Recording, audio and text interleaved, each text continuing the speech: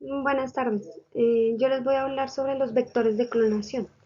Para hablar de vectores de clonación, primero tenemos que saber, bueno, que entender lo que es un gen. Pues un gen es una secuencia del ADN que ocupa un lugar determinado en el locus, bueno, llamado locus, en un cromosoma con la información necesaria para definir aspecto, estructura, función y demás de un organismo.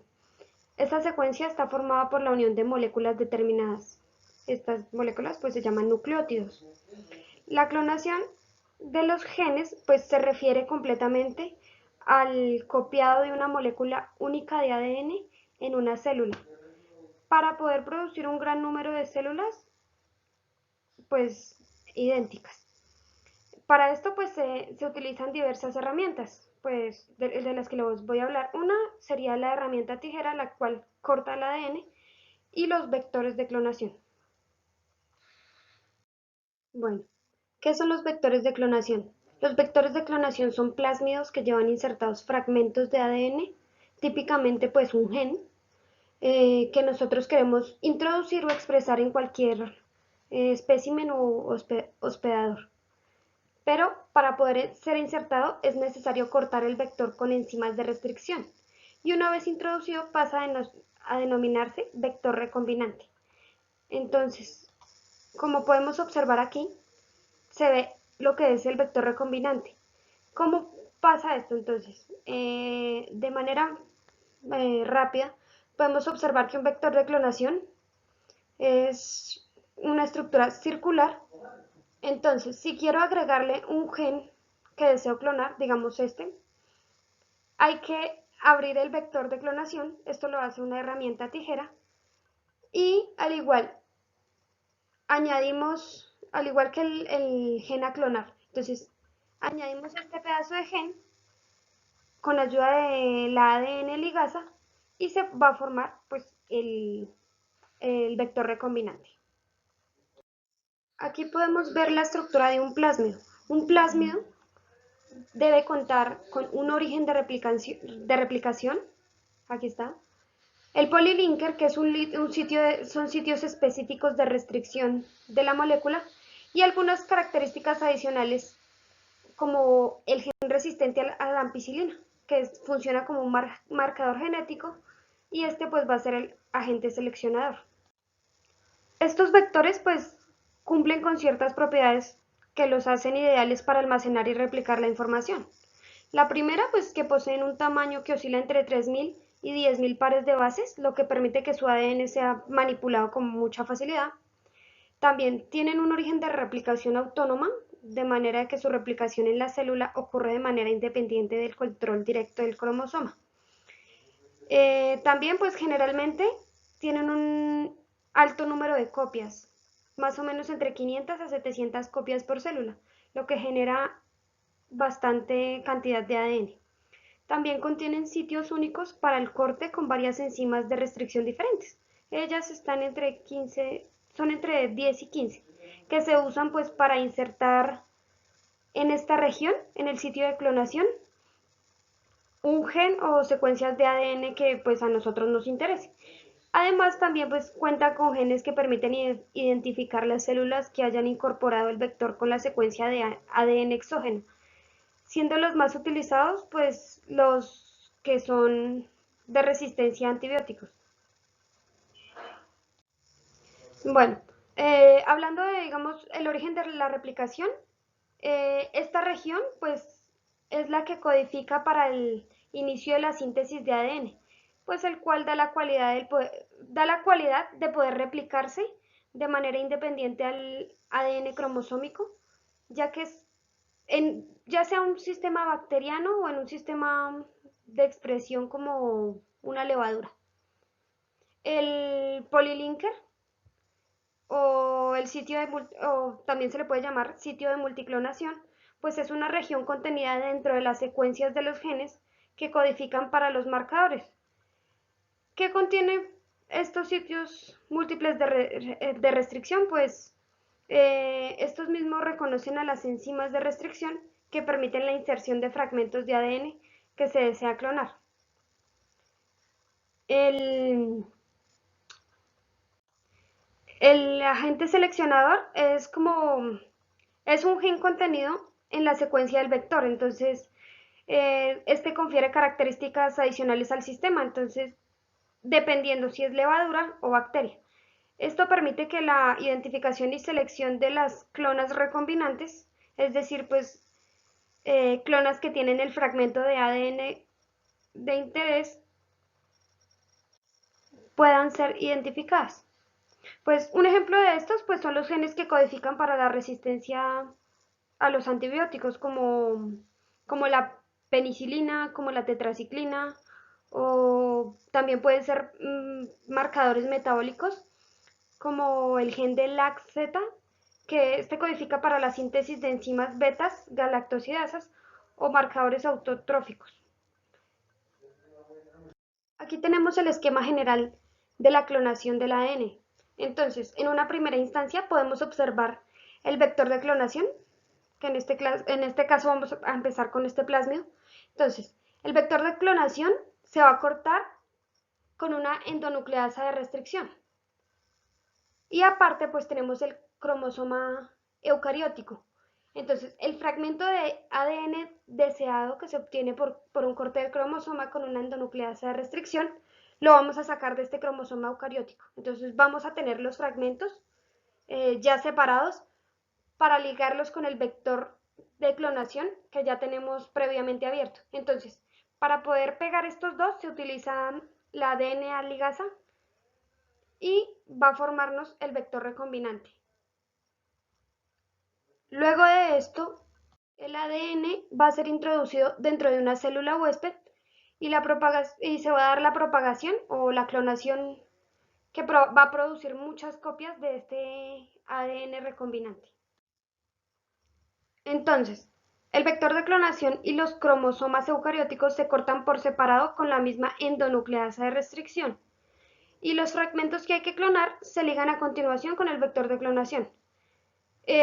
Pues el DNA recombinante se introduce en una célula huésped para que se clone. ¿Qué es una enzima de restricción? Pues como ya les había dicho, las enzimas de restricción son esas enzimas que cortan directamente el ADN. Cada enzima puede reconocer un número pequeño de secuencias en blanco y cortar el ADN o cerca de estas secuencias, entonces puede haber una diferencia de uno o dos nucleótidos. Además, muchas enzimas de restricción hacen cortes escalonados que producen extremos sobresalientes de ADN en cadena sencilla y algunas otras pues producen extremos romos. ¿Cómo funciona esto? Acá tengo el ejemplo del sitio específico por donde se corta el EcoRI. Entonces hay una secuencia de nucleótidos, una doble cadena, 5,3 y 3,5. Entonces esta enzima va a detectar este lugar y inmediatamente lo va a cortar de manera escalonada. Y ya vamos a tener los fragmentos separados. A diferencia de la enzima SMAI, que va a cortar ella reconoce el sitio específico para estos pares de nucleótidos y los va a cortar de forma roma. Y bueno, luego de esto, de que estén cortados, entonces viene a actuar la ADN ligasa. La ADN ligasa pues es una enzima que une directamente los dos fragmentos de ADN con sus extremos complementarios. Esta ligasa puede unirlos para formar una molécula única e intacta de ADN. Y pues en la clonación del ADN se utilizan enzimas de restricción y ADN ligasa para insertar los genes y otros fragmentos de ADN en plásmidos. Como se observa aquí, la parte de acá va a ser el gen que necesitamos, el gen que necesitamos replicar o clonar, y este va a ser la parte del vector. Entonces, van a tener extremos cohesivos, pero en esto van a quedar algunos huecos y ese es el trabajo de la ADN ligasa, pegarlos completamente y sellar los huecos. Bueno, para hablar de la herramienta tijera y el vector de clonación, pues estas herramientas tijeras son también llamadas pues endonucleasas de restricción, ya que fueron identificadas por estar implicadas en la restricción del crecimiento en la restricción del crecimiento de ciertos virus bacterianos. Estas enzimas van a reconocer, se van a unir y van a cortar secuencias específicas de nucleótidos entre 4 y 6 pares de bases directamente de la doble cadena del ADN. Entonces, acá hay un ejemplo con la enzima, con la especie E. coli, donde esta herramienta tijera, bueno, la enzima de restricción E. coli, que es la de la Escherichia coli, va a reconocer los sitios específicos, acá están, va a reconocer este sitio específico, pero ¿qué tiene que tener este sitio específico? Debe ser un palíndromo. ¿Qué es un palíndromo? Pues una palabra que se lee al derecho y al revés igual. Acá pueden ver que va a estar G-A-A-T-T-C y hacia el otro lado va a ser igual, G-A-A-T-T-C. Entonces, esta enzima de restricción va a reconocer el lugar y le va a hacer un corte escalonado, dejando pues como tal los dos extremos cohesivos. Ese en un ejemplo. También hay otro ejemplo, ¿sí? Digamos esta enzima de restricción, la PBULF, si no estoy mal. Esta va a reconocer el sitio de restricción igual, CAGCTG, CAGCTG, igual es palindrómica. Entonces, esta enzima de restricción no nos va a hacer un corte escalonado, sino nos va a hacer un corte con extremos romos. Acá se ve. Luego de tener la enzima, la secuencia ya cortada, podemos añadir el ADN que necesitamos clonar al vector de clonación. Y ya pues después de esto, ya vamos a tener el vector recombinante. Bueno, ¿y cómo es cómo se construye directamente un plasmido recombinante? Entonces vamos a retomar. Yo quiero agregar este gen en blanco, digamos que es un gen en blanco, a, a un vector.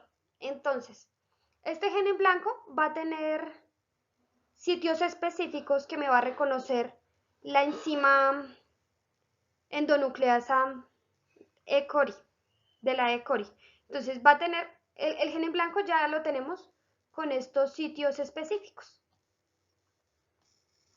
Entonces, por ahí va a llegar la herramienta tijera a cortar. Igualmente, dentro del plásmido vamos a tener esta misma secuencia, por donde también se va a abrir el vector para poder anexarle el gen en blanco. Por otra parte, pues, siguiente, ya tenemos el gen en blanco, entonces utilizamos la herramienta tijera y esta misma va a cortar de forma escalonada mi gen de interés y también el plásmido. Luego de esto, vamos a poder añadir nuestro gen en blanco dentro del plásmido. ¿Cómo se va a añadir? Pues por medio del ADN ligasa. Va a juntar los dos extremos escalonados y nos va a convertir directamente al plásmido recombinante. En resumen, así se insertaría el gen en el plásmido. Bueno, también hay algo que decir. Esto, pues, puede que suceda así perfectamente, pero podrían ocurrir otros resultados. O sea, por ejemplo, pues el plásmido cortado podría recircularse, o sea, se podría volver a cerrar sin haberse añadido el gen. Y asimismo, pues el gen podría entrar al plásmido, pero en dirección contraria. O sea, podríamos tener este mismo gen, pero en otra dirección, entonces no funcionaría completamente.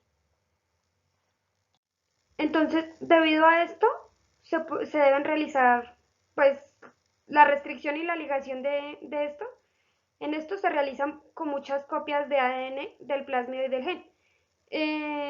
Pues de hecho en una sola ligación se utilizan miles de millones de moléculas de ADN. Todas estas están chocando entre sí y con la ADN ligasa al azar y de diferentes maneras. Pues por tanto, sí es posible formar varios productos y todos se producirán pues con cierta frecuencia, pues incluyendo los que no se necesitan. ¿Cómo podría evitarse los plásmidos que no nos sirven? Pues eso pasa pues cuando las transformaciones bacterianas con el ADN de una ligación, cada una toma un fragmento diferente de ADN y después de la transformación podemos revisar las bacterias y usar solo aquellas que tengan el plásmido correcto, entonces podríamos aislarlas. En muchos casos, pues el plásmido de las bacterias transformadas se analiza mediante otra digestión con enzimas de restricción para ver si contienen el inserto correcto y en la orientación correcta. Pues para hablar más de los vectores, entonces, ya hemos hablado un poco de plásmidos. Entre, entre otros tipos, pues también están los que son derivados de bacteriófagos, los cósmidos y algunos otros que son de alta capacidad, como los PAC, los BAC y los YAC. También los cósmidos también se podrían entrar como vectores de alta capacidad, pues ya que son bastante utilizados. Bueno, hablando de plásmidos, estos fueron pues los primeros vectores que se desarrollaron y aún, o bueno, todavía son ampliamente utilizados. Estos vectores proceden de moléculas de ADN de doble cadena, extracromosómicas, que se encuentran pues de manera natural y se replican autónomamente dentro de las células bacterianas, como acá en la Escherichia coli, los plásmidos están libres por ahí. Eh, También pues en una bacteria donde hay un plásmido no pueden entrar otros plásmidos que pertenezcan al mismo tipo de incompatibilidad, o sea, que tengan el mismo origen de replicación. Esto es muy importante pues para los experimentos de clonación. Pues entre estos podríamos hablar del PUC18. Este es un plásmido que se utiliza muchísimo ya que presenta características que sirven mucho. Es pequeño, ¿sí? De modo que puede transportar fragmentos de ADN relativamente grandes, entonces eso es más o menos 10.000 pares de bases. Tiene un origen de replicación y puede reproducirse hasta 500 copias de los fragmentos de ADN insertados por célula. También pues se ha modificado para que presente muchas secuencias de reconocimiento para enzimas de restricción que se han agrupado en una región denominada polylinker o eh, multisitio de clonación. Pues este vector también permite la identificación sencilla de los plásmidos recombinantes, ya que tiene un fragmento del gen bacteriano LAC-Z, el cual produce colonias de color azul al desdoblar y precipitar el reactivo con galactosa, creo. Por medio de la enzima beta-galactosidasa, ¿sí? Codificada por la LAC-Z. Si se inserta un fragmento de ADN en el polilinker, ahí completamente se va a inactivar el gen. Y la enzima beta-galactosidasa no se va a producir, por tanto la galactosa no se precipita y esto va a dar un color diferente en el precipitado. Bueno, los bacteriófagos. Los bacteriófagos pues son virus que infectan a las bacterias, pues como creo que muchos ya sabemos. Estos presentan dos ciclos, el ciclo lítico o el ciclo lisogénico.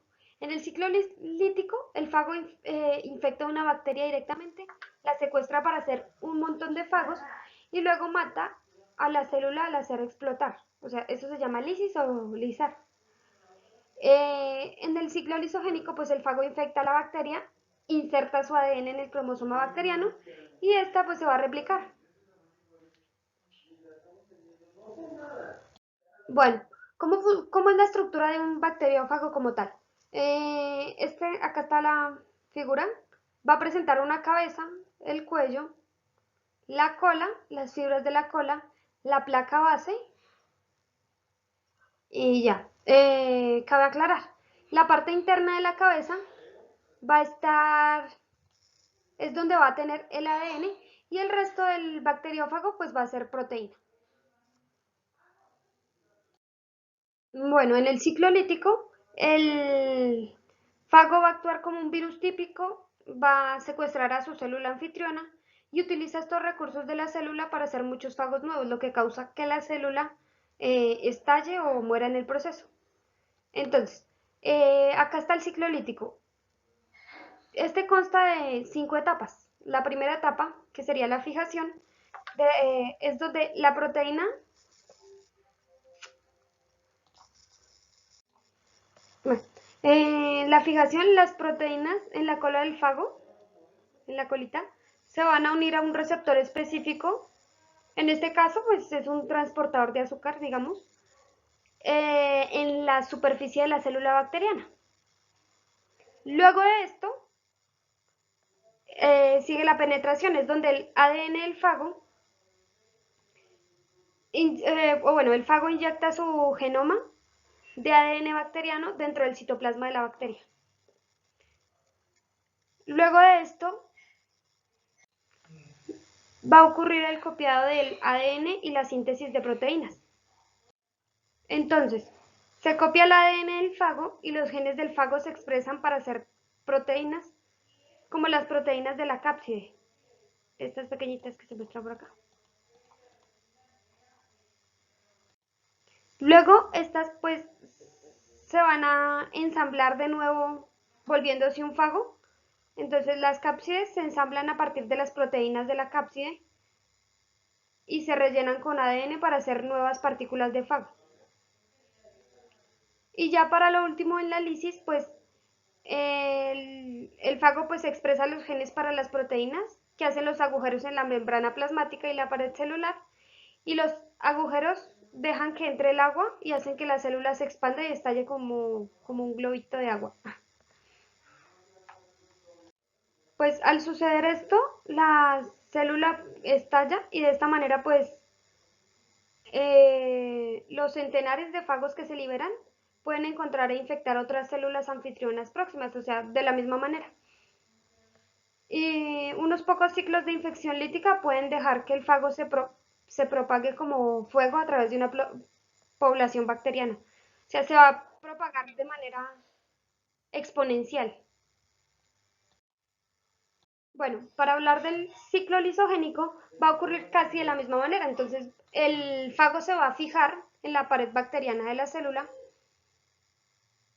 va a hacer que su ADN entre dentro del fago, pero esta vez este se va a integrar directamente al cromosoma. Bueno, al cromosoma bacteriano. Cuando este se recombina con el cromosoma bacteriano, pues pasa a ser llamado, profago. Este no es activo, sus genes no se expresan y promueve pues la producción de fagos nuevos. Sin embargo, pues cada vez que una célula anfitriona se divide, el profago se copia junto con el ADN anfitrión y sin hacer esfuerzo, sin esforzarse ni nada. Entonces el ciclo lisogénico es menos llamativo y menos violento que el ciclo lítico, pero al final es solo otra manera para que el fago se reproduzca. En las condiciones apropiadas, pues este profago puede volverse activo y salirse del cromosoma bacteriano, lo que acciona los pasos restantes que le quedan pues al ciclo lítico, donde se copia el ADN y se sintetizan proteínas ensambladas del fago y luego va a estallar la célula. Igualmente, aquí podemos ver cómo el profago sale del cromosoma y ya aquí seguido pues va a ser el ciclo lítico, estando dentro de la célula bacteriana. Un bacteriófago muy común es el bacteriófago lambda. Entonces, eh, el genoma del fago lambda pues se ha cartografiado y secuenciado completamente.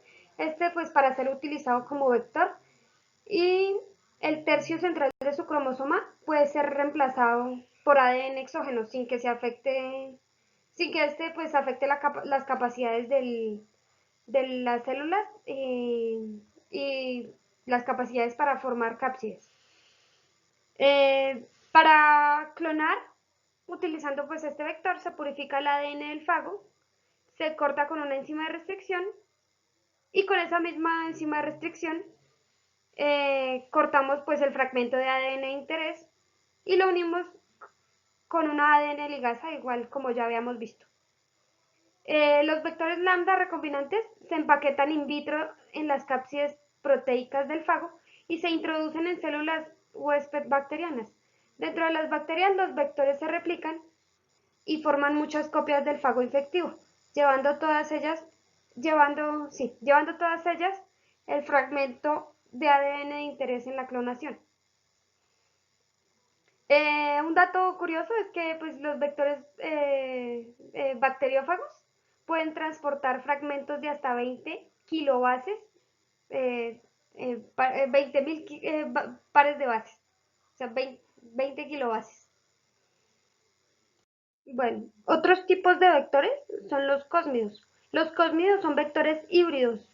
Estos pues utilizan partes del cromosoma del bacteriófago lambda y de los plásmidos. Estos tienen secuencias del fago lambda y que utilizan para el empaquetamiento del ADN del fago dentro de la cubierta proteica. Además contienen secuencias plasmídicas necesarias para la replicación y genes de resistencia a los antibióticos. Los cósmidos pueden transportar casi 50 kilobases de ADN insertado. Estos pues son vectores de clonación que han sido ampliamente utilizados en las elaboraciones de genotecas de DNA genómico de bastante tamaño, ya que permiten introducir dentro de ellos insertos de DNA bastante grandes, o sea, casi del 90% de su mismo tamaño, o sea, serían como 45 kilobases, el doble de los vectores derivados de la eliminación de la parte genómica del fago lambda. Pues realmente este consiste en un plásmido al cual se le han adicionado unos segmentos de un bacteriófago lambda. Este pues en general contiene el orice y un gen de resistencia a un antibiótico cualquiera. Esto depende pues del tipo del tipo de plásmido del cual se derive y por tanto puede contener más segmentos igual que en el mismo gen del LAC-Z, que permite la selección entre blanco y azul para saber qué colonia se puede utilizar. También pues contiene del fago lambda los extremos COS, que son complementarios del genoma del fago y que se emplean para la recirculación del mismo. Estos vectores facilitan el trabajo porque permiten el empaquetamiento in vitro de las secuencias de los dos extremos COS. Y también puedes usar los fagos empaquetados para transfectar cepas de E. coli, consiguiendo un plásmido en una bacteria, ya que pues el cosmido se puede recircular al entrar pues gracias a los extremos COS. También este pues presenta genes de resistencia a los antibióticos de origen plasmídico, que ayudan a la identificación de células huéspedes que contienen los cosmidos recombinantes. Después de esto pues se inserta un fragmento de ADN y los cosmidos recombinantes se empaquetan en la cápside proteica del fago lambda para formar partículas infectivas. Una vez que están dentro de la célula huésped, pues el cosmido se puede replicar como plásmido. Igual, se le, lo que hace diferente a este es que tiene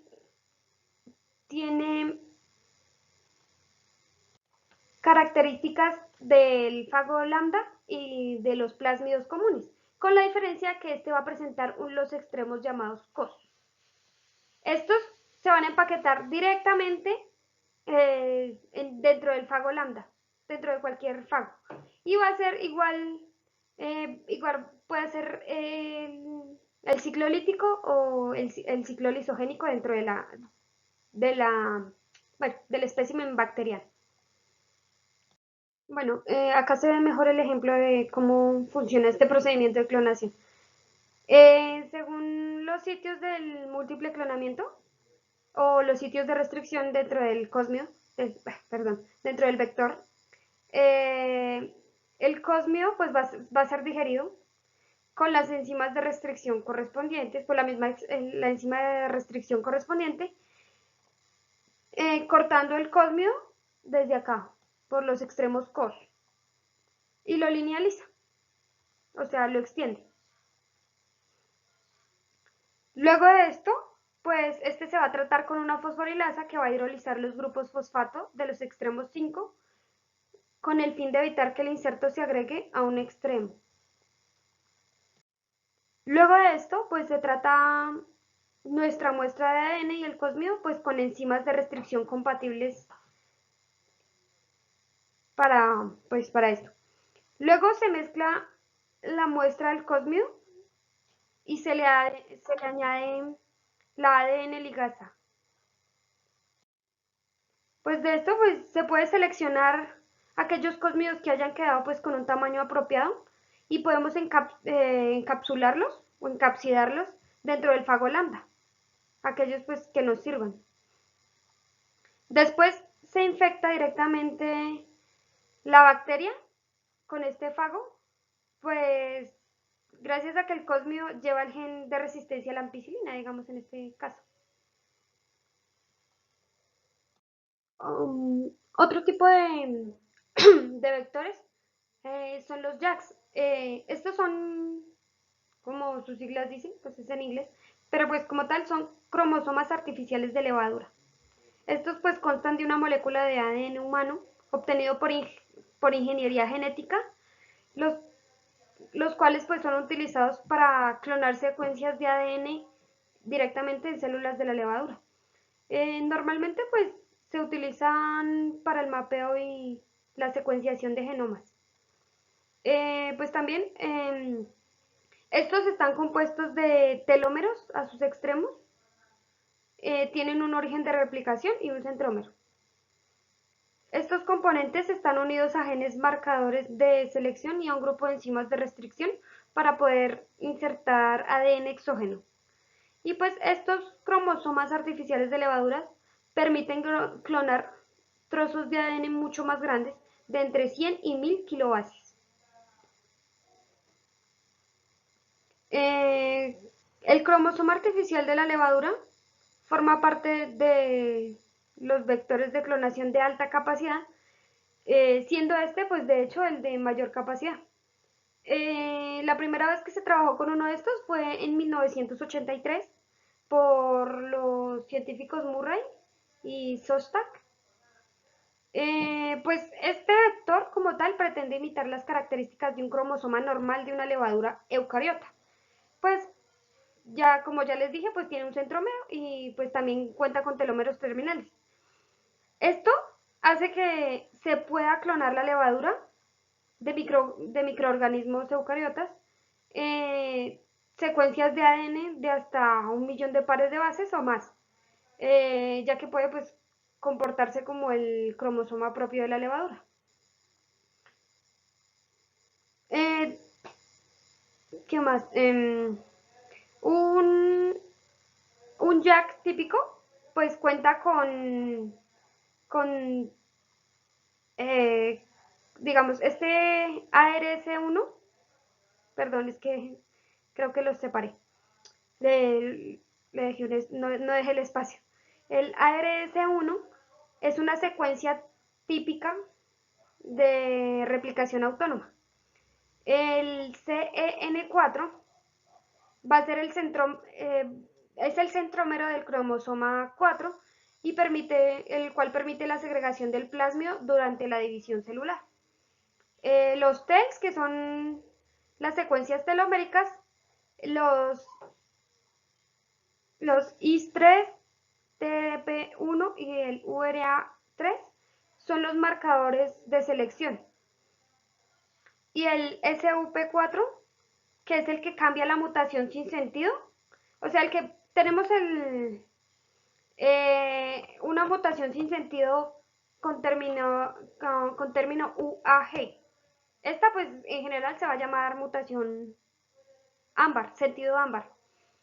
Entonces esta lo va a cambiar al incorporarle una tirosina. Esta identifica las células que incorporan el vector, ya que las células huésped que portan esta mutación ámbar pasan a tener un fenotipo pues, de color blanco.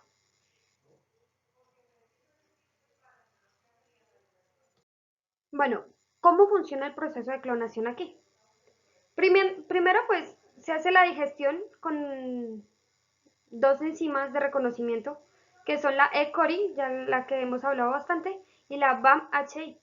Estas, pues, desfosforilan de los extremos 5', linealizando el vector, dejando funcionales las secuencias teloméricas. Acá está.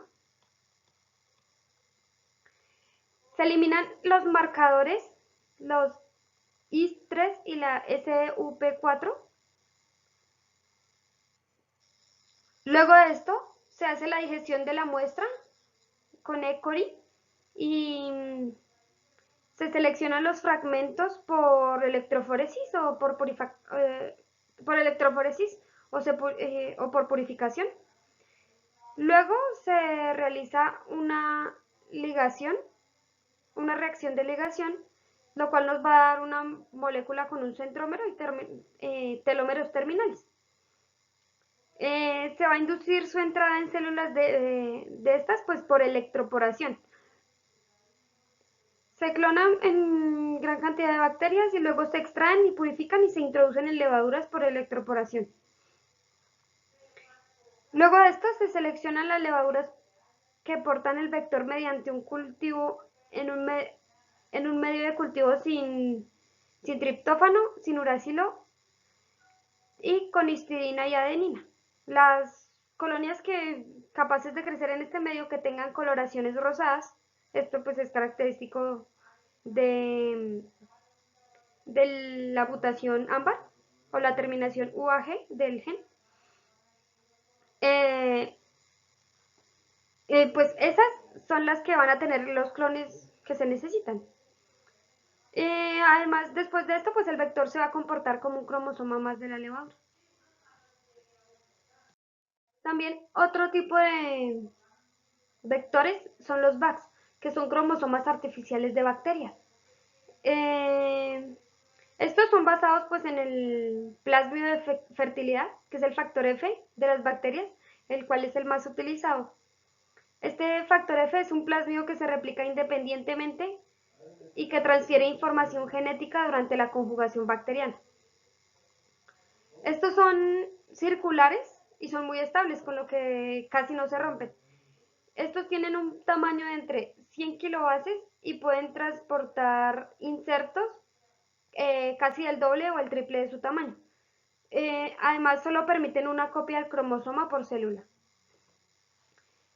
Estos pues son vectores de clonación utilizados para clonar fragmentos de ADN en la E. coli, basados pues en los plásmidos de factor F encontrados de modo natural en la misma E. coli. Este es uno de los vectores de clonación más conocidos como los vectores de alta capacidad. Estos, eh, por contraposición con plásmidos, vectores derivados del fago lambda, fagémidos, fasmios y que son de baja capacidad. O sea, son mucho mejores los BACs, los PACs y los JACs, ya que tienen pues mayor capacidad de inserto de ADN. Estos son muy utilizados en la clonación para la construcción de genotecas genómicas, como en las del proyecto del genoma humano. Su gran utilización se debe pues a la notable capacidad y estabilidad y su bajo porcentaje de quimerismo. Dado que el gran tamaño de los BAC recombinantes, pues las estrategias de introducción son más eficientes y normalmente son por electroporación. En general, pues un BAC típico consta del ORI-S, que es el origen de replicación del factor F, el REP-E, que es el control de replicación del plásmido, el par A, B, C, que son los del control de la replicación, el CMR, que es que es cloranfenicol acetiltransferasa o CAT, que es el gen de resistencia al cloranfenicol. Y pues el AXETA, que es pues que tiene interno pues un polilinker. Y este se utiliza para el ensayo de alfa complementación.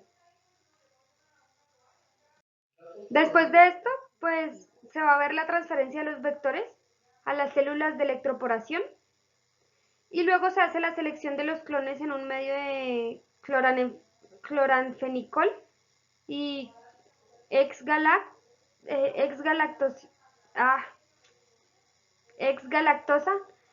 Los que son positivos, los que sirven van a sobrevivir en el cloranfenicol y pues van a carecer de actividad beta-galactosidasa. Bueno, algo muy importante que me gustaría hablar es sobre qué tamaño de ADN podemos clonar. Entonces, como ya les dije, los cósmidos, los Bax y los Jax van a tener, son vectores de alta capacidad.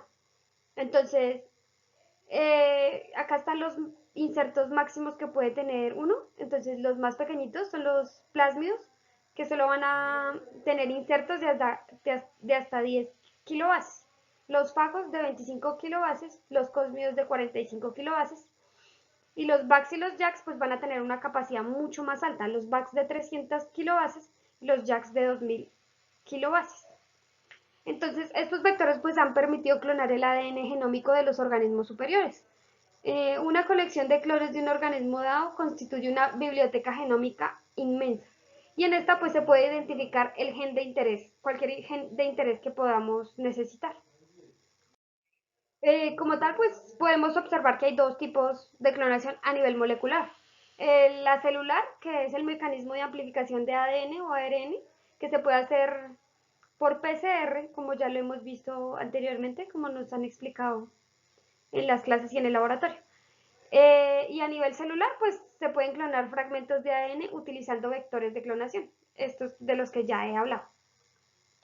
Las bibliotecas de ADN recombinante pues se dividen en dos grandes grupos, las genómicas y las de cADN. Entonces, estas se pueden obtener de cualquier tejido, sea bacteria, planta, etc.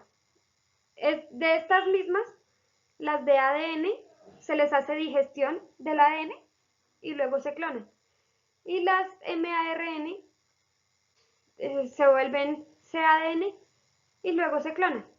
Esta clonación pues significa pues aislar la secuencia discreta del ADN para obtener muchas copias de esta misma. Entonces, en manera macro, entonces obtenemos del genoma los fragmentos y estos fragmentos los unimos a vectores que serían unos clones potenciales. Luego los añadimos directamente a la biblioteca, donde podemos aislar, bueno, donde podemos encontrar un gen aislado de interés.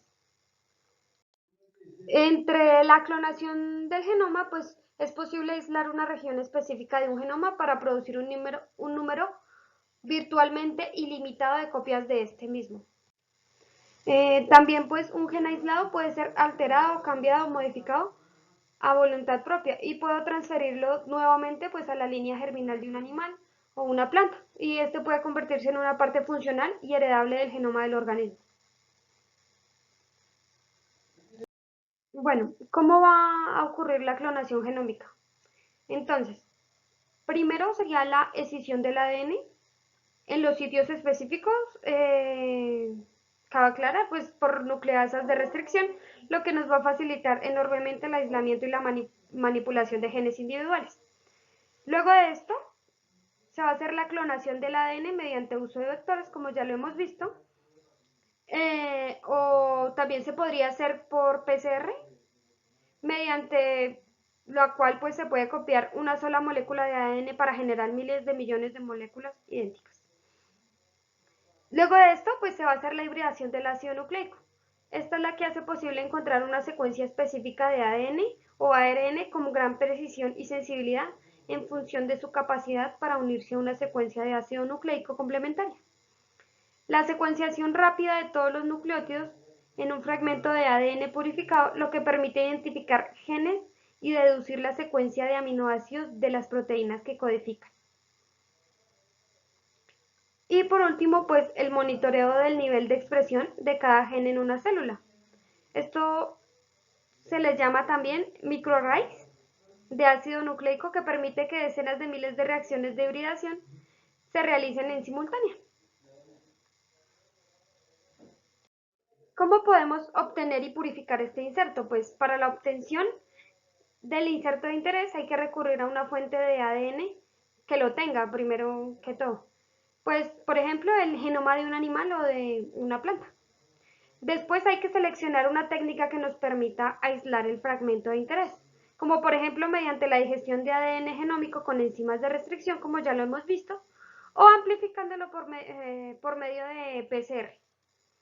En ambos casos vamos a obtener un fragmento de ADN de un tamaño conocido, por lo que realizaremos una electroforesis en gel de agarosa, identificando el fragmento adecuado, y este ADN pues puede ser recuperado mediante una técnica de purificación de ADN a partir de geles de agarosa. En general, pues esta es la manera de obtener el inserto que necesitamos. Hablando de algo más, pues sería la transformación de las células bacterianas. Las, la transformación genética de estas bacterias pues es un procedimiento de laboratorio, por lo cual pues esto se introduce material genético, es introducir material genético a una bacteria. También pues existen otros procesos de inserción del material genético. Todo depende pues del organismo receptor y el mecanismo. Algunas reciben nombres como transfección, que normalmente es en animales, o transducción, que es en plantas. ¿Cómo funciona esto? Esto funciona por medio de células competentes. Las células competentes son capaces de tomar el ADN del ambiente. Estas pues, aquellas capaces de permitir la entrada del ADN a través de la membrana, entonces son permeables a la membrana. Y pues estas ya son aptas para la transformación. Un ejemplo sería la electroporación o la transformación química, que es normalmente añadiendo cloruro de calcio. Bueno, ¿cuál es la diferencia entre transfección y transducción? La transfección es la transferencia de ADN sin usar virus como vector, mientras que la transducción es la transferencia de ADN con el uso de un vector viral. Entonces, el tipo de vector utilizados en la transfección son plásmidos, cósmidos, Bax, Jax, Hax, que se pueden usar en la transfección. Y en la transducción vamos a utilizar los vectores virales, como los retrovirus, lentivirus. Esos son los que normalmente se utilizan. La transfección es mediada normalmente por métodos químicos o no químicos. Y la transducción siempre está mediada por vectores virales. El mecanismo de transfección normalmente es la apertura de los poros transitorios en la membrana de la célula, y la transducción siempre va a ser por la infección de la célula huésped por un vector viral, como los bacteriófagos. Bueno, entre las técnicas que existen, pues vamos a hablar de la electroporación. La electroporación consiste en provocar un aumento significativo en la conductividad eléctrica y la permeabilidad de la membrana plasmática celular mediante un campo eléctrico aplicado externamente. Esto se lleva a cabo en un electroporador. Esto es un aparato que crea un campo electromagnético pues a través de la suspensión celular. Entonces, vamos a tener la célula normal para para que esta funcione como célula competente. Entonces vamos a sacudirla con el campo electromagnético para que esta célula se transforme. Normalmente, pues, el electroporador va a hacer que el vector ingrese directamente. Bueno, está el vector en el ambiente, y la célula bacteriana también va a hacer que al mover los electrones pueda entrar el, el vector dentro de la célula huésped. Otro método es la balística con partículas de oro. Entonces, en esta, el gen es identificado y aislado, se hacen muchas copias de él, las partículas de oro son cubiertas con ADN y luego estas células son bombardeadas y el ADN con el gen de interés se incorpora directamente a los cromosomas. Esta selección se hace mediante marcadores de selección de las células transformadas que incorporan el gen de interés. Y pues algo muy curioso es que de esta manera se realizan las plantas transgénicas. También pues puede llamársele a este método transformación biolística, que pues normalmente es la fabricación de un gen quimera susceptible de expresarse en una planta receptora. Es como si yo quisiera que tengo una planta y quiero introducirle un gen para que las flores sean verdes, rosadas. Entonces, estas células vegetales van a ser bombardeadas con oro para que las acepte la, ay, perdón, para que las acepte el espécimen huésped. Y luego esto pueda obtener ese gen para que lo pueda reproducir.